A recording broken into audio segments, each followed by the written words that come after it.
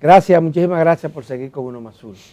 Aquí está nuestro invitado especial para el día de hoy, Guido Gómez Mazara, abogado, dirigente político y un activista de primera fila. Guido, el tema obligado. Calamar. Sí, Calamar. buenos días. Buen día. Gracias por la invitación. En una semana Supongo que simbólica, ¿no? en tu caso estarías satisfecho un poco con lo que está haciendo el Ministerio Público, porque tú has embromado mucho. Bueno, lo primero para que se sometan a la justicia. Lo primero es que no es embromar, sino es tratar de que la sociedad dominicana, con ese cúmulo de sacrificios históricos que hemos acumulado y que mucha gente ha contribuido, dé los pasos para que la institucionalidad y la transparencia sean el común denominador de un modelo democrático que evidentemente presenta signos de cuestionamiento. Y la justicia no es un elemento divorciado de esa realidad. Y yo quiero comenzar no solo reconociendo el esfuerzo de parte importante del Ministerio Público, sino aplaudiendo la toma de conciencia ciudadana que ha jugado un factor determinante en todo esto. Y a partir de ahí, yo quiero aprovechar el programa para hacer algún tipo de explicaciones técnico-jurídicas, porque una parte de la población hace interpretaciones personales, morales, éticas sobre el proceso. Sin embargo, el Ministerio Público ha inaugurado categorías que pueden ser cuestionadas por el común del ciudadano. Sin embargo, hay resultados evidentes que revelan que la norma, amparada en lo legal, ha generado resultados positivos. Yo escucho a mucha gente diciendo, por ejemplo, ¿cómo es posible que potenciales imputados terminen siendo testigos? Bueno, lo primero es que el artículo 21 de la Constitución establece el principio y el criterio de oportunidad. Y lo que hace el Ministerio Público en aras de conseguir aliados en la acusación es generar un nivel de negociación, repito, amparada por la ley, porque es mucho más cómodo para el Ministerio Público el volumen de pruebas junto a un actor, y que en definitiva sea el juez o la jueza que determine los niveles de culpabilidad. Mucha gente no está de acuerdo con eso, pero bueno, eso está amparado por la ley. En ese mismo orden... Pero hay gente que no está de acuerdo porque le perjudica, porque parte de la estrategia de la barra de la defensa es desacreditar justamente el uso de esta figura. Sí, pero me dicen, también el ciudadano no tiene como una lógica de entendimiento por qué tú cambias de rol. Y es una opción que tiene el Ministerio Público, porque el criterio de oportunidad consiste en no accionar penalmente frente a un potencial imputado y tú lo cambias en su condición de testigo. Yo siempre he dicho que el mejor modelo... Pasa la condición de testigo, pero no deja de ser delincuente. Además, debo explicar otra cosa, en dos direcciones. Primero, ese es un modelo anglosajón que ha sido incorporado al mecanismo legal dominicano. Pero que no existía antes en el Código Penal. Antes no, pero ya sí. En segundo elemento, mira, mucha gente que habla de por qué a los testigos se les suaviza en términos procesales está equivocado. En materia penal hay un precepto que se llama libertad probatoria, que da la facultad que independientemente del estatus en el proceso, a la hora del juicio, el peso de lo estrictamente penal tenga tanta dimensión como el potencial imputado. Me explico. Hay 4 querellas de ciudadanos en este país constituidos como actor civil, son querellas penales, pero como actor civil, donde muchos de los testigos son incorporados, lo que revela que no hay un nivel liberatorio de su responsabilidad. Lo que va a hacer, me imagino yo, y estoy haciendo un ejercicio de ciencia ficción, es que sin lugar a dudas las penas van a ser atenuadas. Ahora, vamos a ver los resultados. Yo vengo de una tradición familiar donde caer preso era otra cosa. Yo escucho a muchas personas decir, no, se va para su casa. No, no es para su casa que se va. Es una prisión domiciliaria con grillete. Y yo invito a cualquiera que dure 2 o 3 años en su casa con grillete, sin salir, para que vea el impacto que tiene. Bueno, lo vivimos en la pandemia y estaba todo el mundo vuelto loco. Entonces son las medidas de coerción, es una especie de abanico de opciones que tiene el magistrado o la magistrada para determinar algún tipo de responsabilidad. ¿Qué prevé que vaya a ocurrir en el día de hoy? En el día de hoy seguro que ya se va a producir sentencia. Sí. Bueno, lo primero es que hay un adelanto de acuerdos.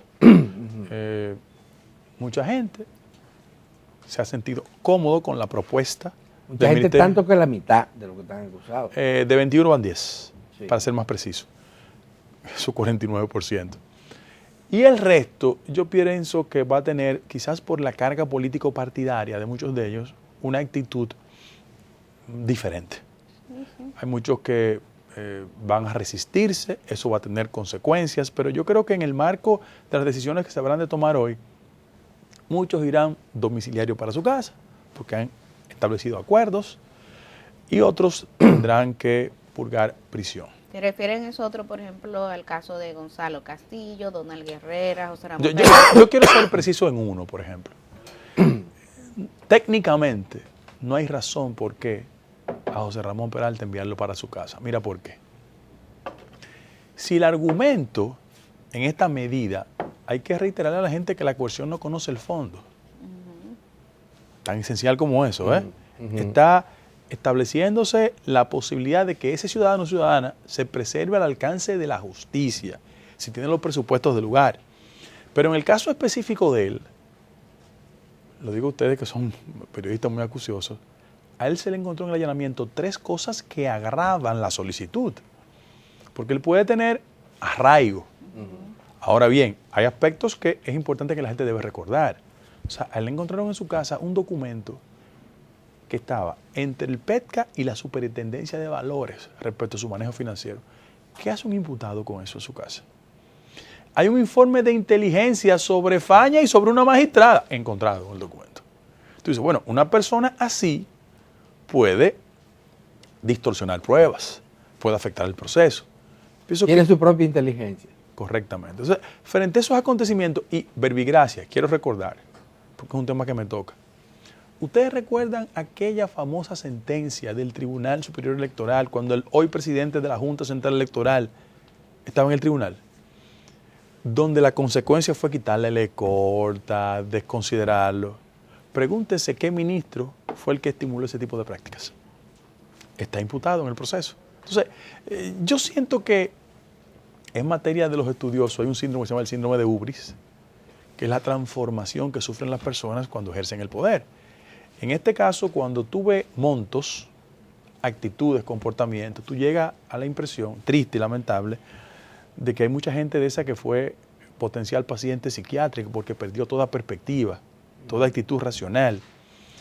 Y la lección no es solo para los imputados, es una señal para la clase política en términos generales. La gente dice, no, porque hay gente del PLD imputada. Yo quiero decir en este programa que no importa el color del partido.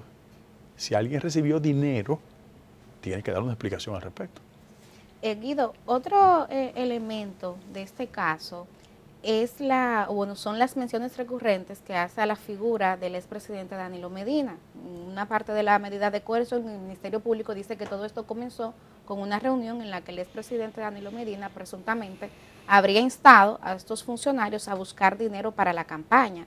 Nosotros tuvimos aquí el jueves al doctor Guillermo Moreno y él decía que una debilidad de este caso es que el Ministerio Público no ha procedido con la imputación oficial del expresidente Danilo Medina. ¿Entiendes tú que partiendo de estos elementos procede un sometimiento judicial que afecte en este caso al expresidente de la República y hoy presidente del PLD? El punto de partida es una delación del ingeniero Pagán, donde él confiesa que fueron convocados al Palacio a una reunión funcionarios en la intención de 2 direcciones. La primera, procurar recursos para la campaña interna del PLD y después para la candidatura de Gonzalo.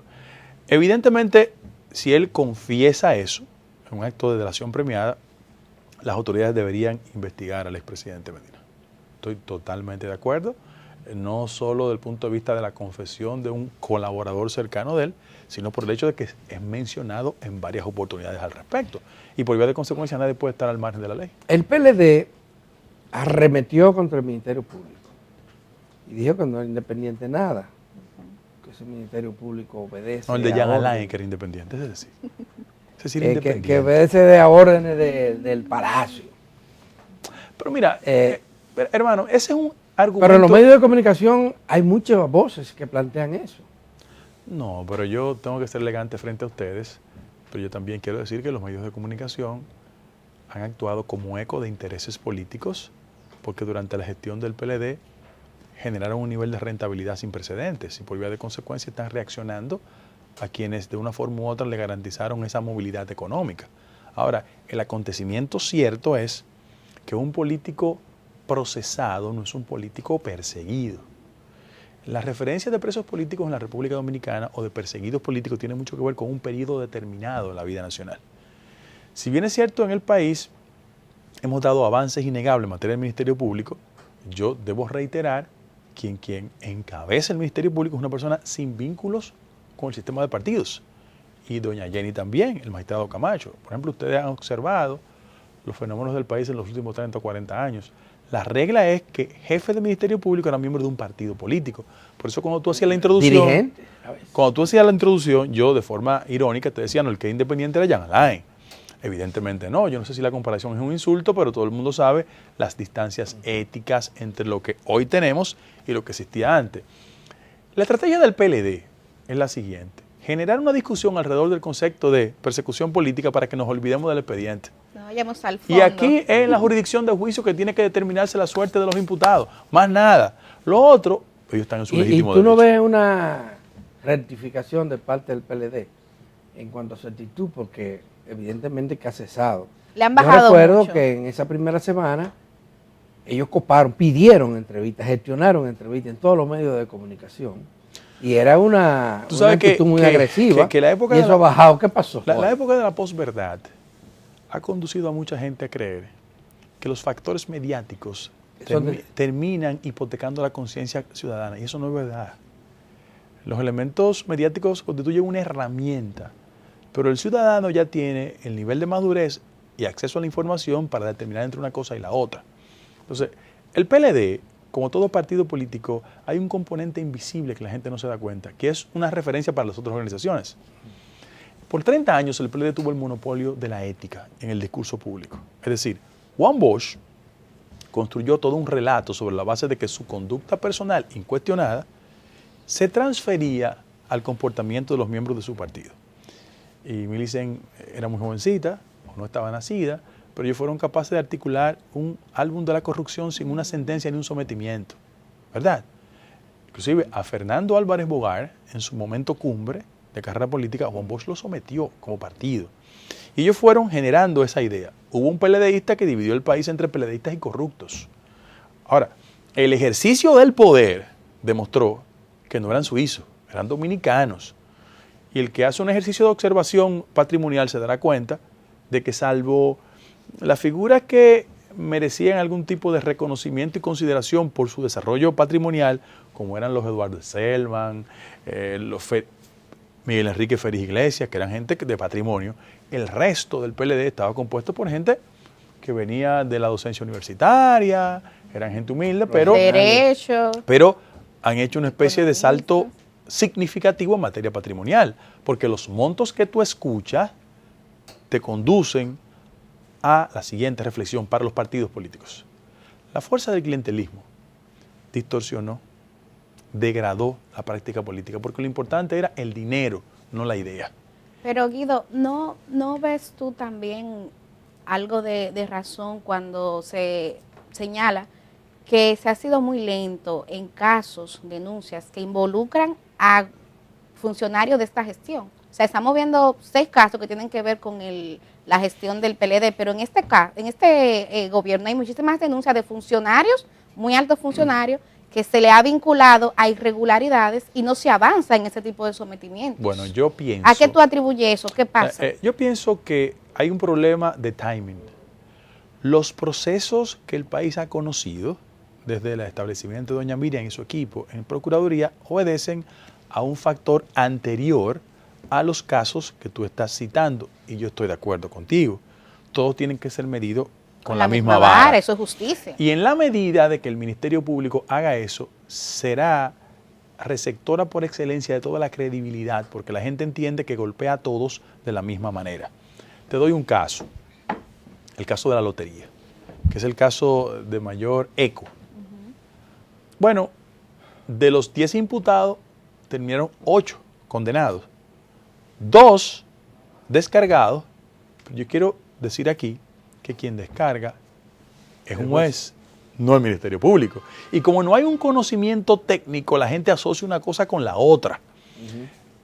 Afortunadamente hay gente que tiene una conciencia democrática que ha servido de una especie de relacionista público ad hoc y sin paga para las cosas que hace el Ministerio Público, porque el ciudadano no tiene una comprensión de distinguir entre una cosa y la otra. Sin embargo, yo ahí coincido contigo, hay aspectos de esta administración de gente que tiene que ser investigada hasta las últimas consecuencias. Okay. Me interesa también tener tu valoración de la justicia, ya no Ministerio Público, sino Poder Judicial, si se está en capacidad de juzgar estos casos. Y también quiero que hablemos un poco de la contienda interna en el caso del PRM, pero ahora nos dice producción que vayamos a una pausa, entonces pausamos y volvemos con la respuesta a esta y otras preguntas para el doctor Guido Gómez Mazara.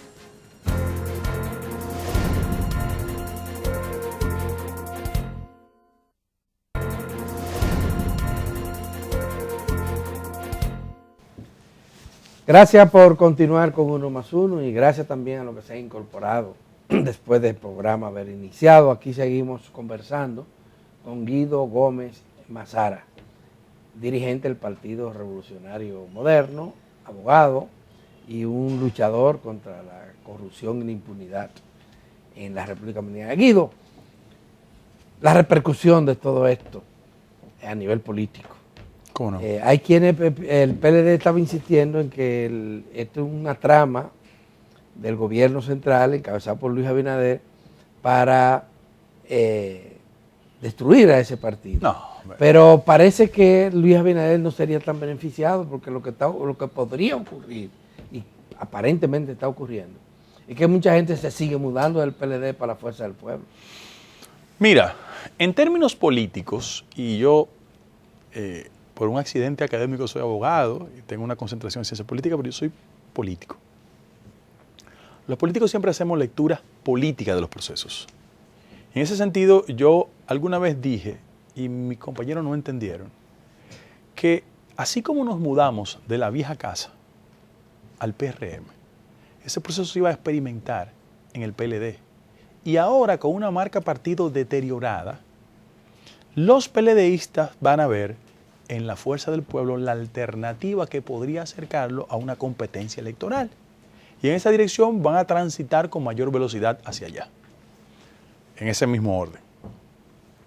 De la misma manera que la sociedad en su momento penalizó las inconductas del viejo partido, va a generarle una sanción electoral al PLD, porque es innegable que estos procesos reducen al candidato del PLD. Ahora, frente a eso, yo quiero reconocer de que acontecimientos como estos, hablo de los procesos judiciales, van a generar un sabor en la clase política de las consecuencias que habrá de implicar una cultura donde la gente iba al Estado y transfería fondos públicos en bolsillos privados sin ningún tipo de consecuencia. No es el cambio como eslogan de campaña, que la sociedad cambió. Hoy nosotros estamos conversando aquí y mañana Donald Trump tiene un proceso en los Estados Unidos. Pero el expresidente Saca en El Salvador está preso, condenado.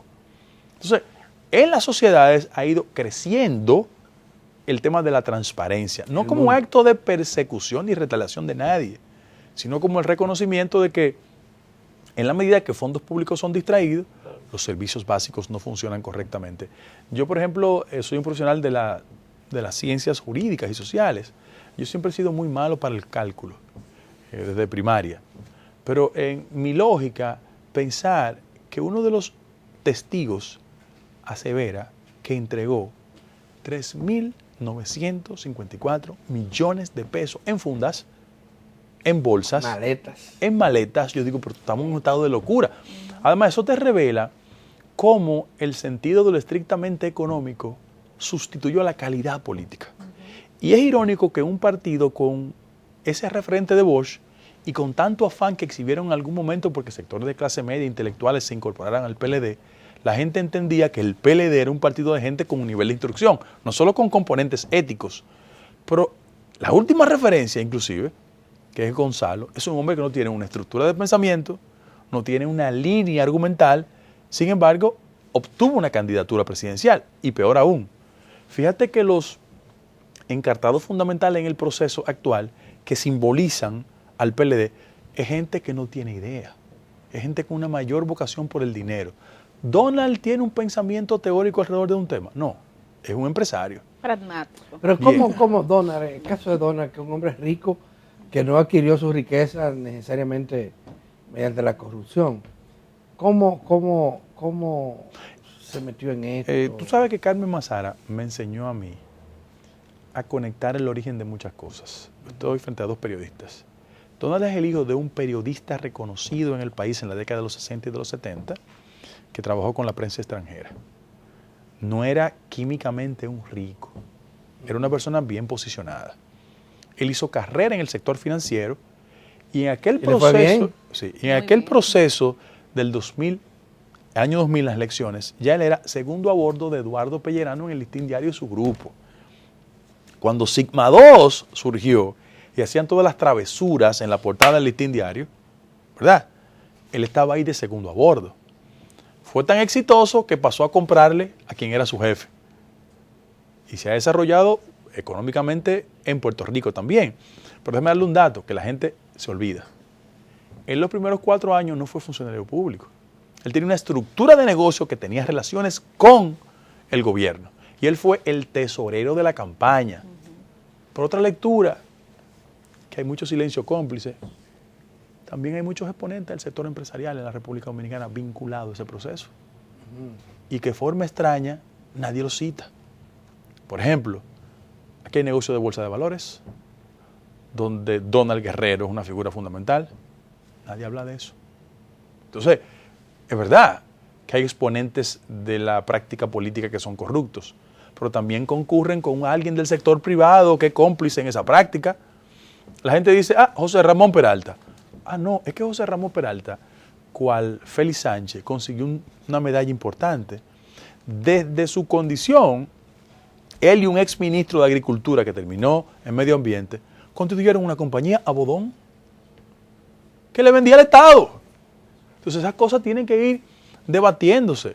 Yo recuerdo algunos exponentes de ese periodismo degradado que hablaban de las virtudes administrativas y financieras y empresariales de Gonzalo. Claro, su empresa le iba bien, con el Estado detrás, pero no son eficientes ahora. Entonces, fíjense que en los últimos procesos de combate a la corrupción, las personas que han estado vinculadas a la gente que busca dinero en la campaña. Y como busca dinero en la campaña, cuando llegan al poder, tienen las licencias y los presidentes se sienten altamente comprometidos con ellos y ahí están las consecuencias. Y hay esperanzas de que la justicia tenga una respuesta efectiva contra esto. Y te lo pregunto, porque hablamos de justicia independiente, pero es básicamente en el accionar del Ministerio Público. Pero hay que recordar el rol que también tiene que desempeñar un poder judicial, que hay que decirlo también. No, o sea, está siendo presidido por una un buen activista persona político. que era miembro del comité central de un partido político, Sí. en este caso el PLD. No solo activista político, sino nunca olvides que hay cuotas en la Suprema Corte de Justicia y en otras instancias que son el resultado de una negociación política. Entonces es el gran debate históricamente, que el espíritu de lo estrictamente independiente no solo sea una bandera a exhibir por las cabezas del Ministerio Público, sino que hay gente también en otros ámbitos que deben actuar como jueces y no como activistas políticos. Fíjate que todo el espíritu de negociación que se comentaba, como tenía la ventana cerrada del Ministerio Público, se iba al sector de los jueces para ver cómo conseguía algún tipo de negociación. Yo no sé si en mi partido todavía hay gente que habla de un posible pacto con el PLD. Sí. Porque había gente que decía eso. Y yo decía que eso era una locura, eso era un disparate. Parece que el tiempo ha sido mi mejor aliado. Y ahora que en mi partido hay mucha gente que no está leyendo correctamente este proceso, yo los invito a que piensen que esos PLDistas en esas demarcaciones que por 20 o 30 años les dijimos de todo, que tienen algún tipo de perturbación cuando son titulares y no han manejado los recursos correctamente y quieren venir para este lado, que sepan cómo la sociedad y la base del partido puede leer esas alianzas. Hay un famoso alcalde de Jaquimelles, condenado por la Suprema Corte de Justicia el 12 de enero. Mi partido lo juramentó como un PLDista que llegaba. Entonces, hay que tener un poquito de cuidado con las cosas porque al final de la jornada la sociedad sí tiene capacidad de cuestionar ese tipo de Guido, se nos prácticas. está acabando el tiempo, pero tenemos que hablar un poco del partido y de tus aspiraciones a la presidencia de la República.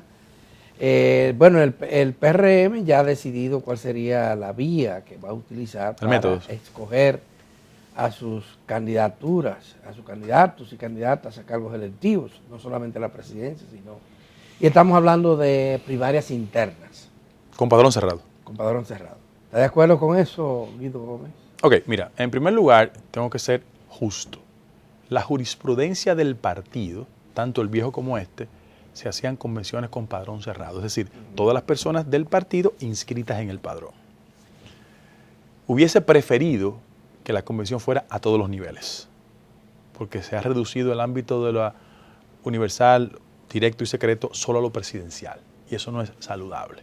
La democracia no puede ser limitada, tiene que dejar que la gente se exprese.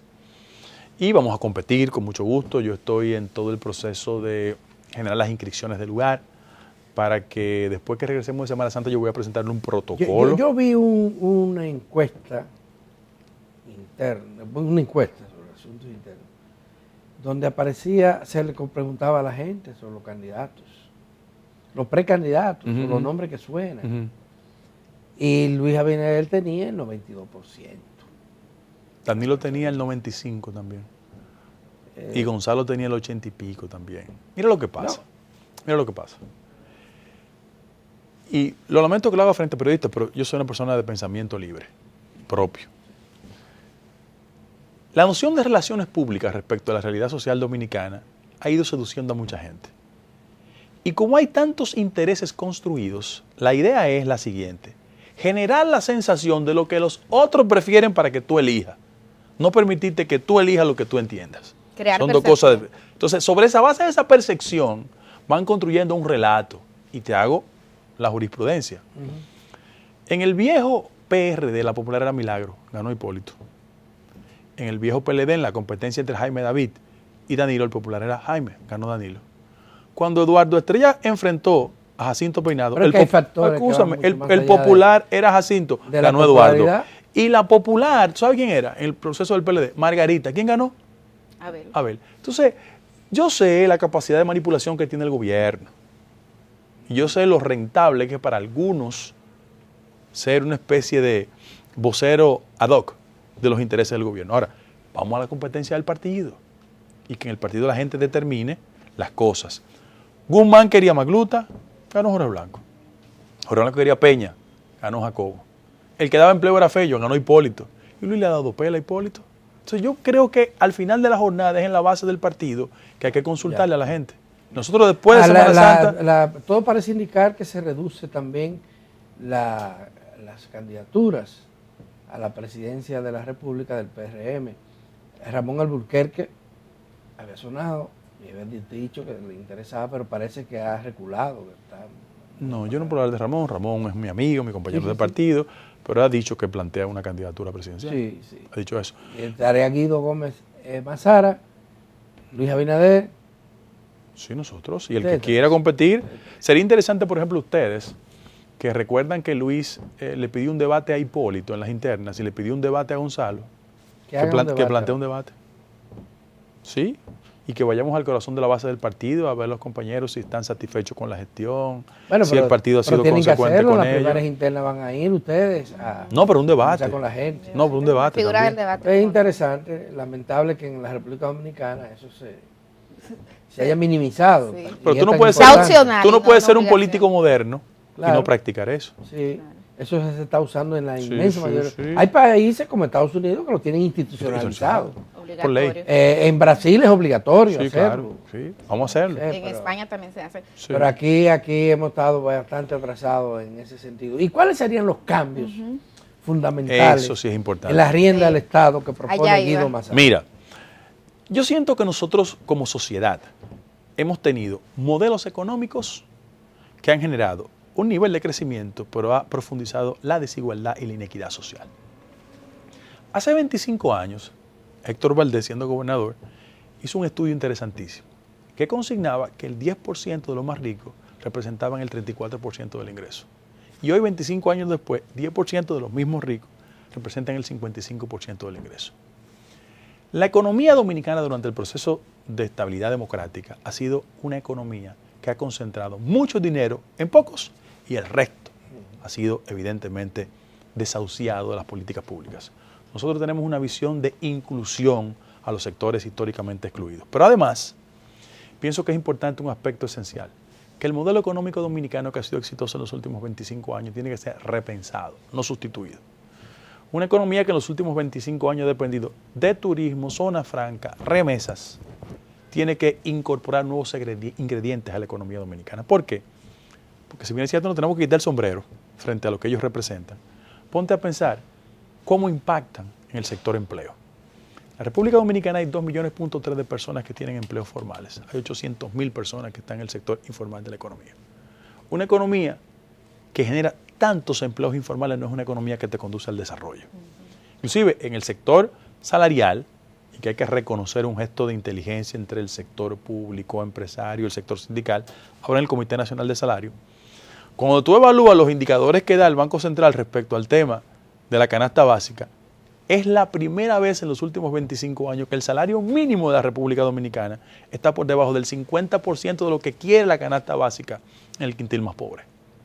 Tenemos grandes dificultades en la estructura económica del país y por vía de consecuencia, yo soy de las personas que cree que desde el gobierno a la democracia dominicana hay que darle un mayor sentido social. Que la gente no piense pura y simplemente que ser demócrata es ir a elecciones cada 4 años, votar por el diputado, por el alcalde, por el regidor. Eso nos hace falta. Y además, yo tengo la impresión de que si los demócratas no hacemos los correctivos de lugar respecto a los modelos democráticos, estamos estableciendo las bases de un vengador social. Los outsiders. Sí. Pero hay un tema, Guido. Nosotros estamos ahora viendo el desarrollo de todos estos procesos contra la corrupción. Ah, claro. Generalmente son los partidos los que han abrigado, ¿verdad?, corruptos y corruptas en los procesos. Tú hablabas de la militancia, de cómo gente... Mira, la cantidad de riferos que hay, de gente sin una trayectoria de defensa de los intereses sociales de sus respectivas comunidades, que están en puestos electivos, están como regidores, como diputados. Mira, yo no quiero lucir un argumento elitista, porque yo soy el nieto de la bandera. Sí. Pero yo siento que la calidad del producto político se ha degradado porque la fuerza de lo clientelar sustituyó la idea. Y los partidos políticos, hasta inclusive el PLD, que tenía su círculo de estudio, y nosotros teníamos una escuela de formación política, desaparecieron. O sea, los niveles básicos, el conocimiento, la formación no es la herramienta fundamental. Cuando tú ves en el Congreso o en los ayuntamientos exponentes cantinflescos de la política que piensan con faltas ortográficas, tú tienes que hacer una especie de reflexión crítica sobre el modelo partidario. No creo que hay que ser un académico para estar en el Congreso o en los ayuntamientos. Hay que tener herramientas que son básicas y elementales. Bueno, pero este es un país donde hemos tenido un canciller que dijo, hemos abrido la puerta del partido, y hemos tenido un presidente de la República que ha dicho morido. Frente a eso tú ves que el producto político se ha degradado. ¿A qué yo apelo? A que la combinación de mayor control interno de las organizaciones y la toma de conciencia de la ciudadanía, que lo que hace le pone algún tipo de tensión y presión a los partidos, nos obliga a perfeccionar esos modelos. Con estas reglas invertidas de la política, tú pones, Dios lo tenga en gloria, a doña Ebelicia, a Hugo y a Tirso a competir, no pueden ganar. Te gana el rifero, te gana el otro. Entonces, Sí, hay que mejorar. Es triste la situación. Hay que mejorar. Señoras y señores, se nos acabó el tiempo.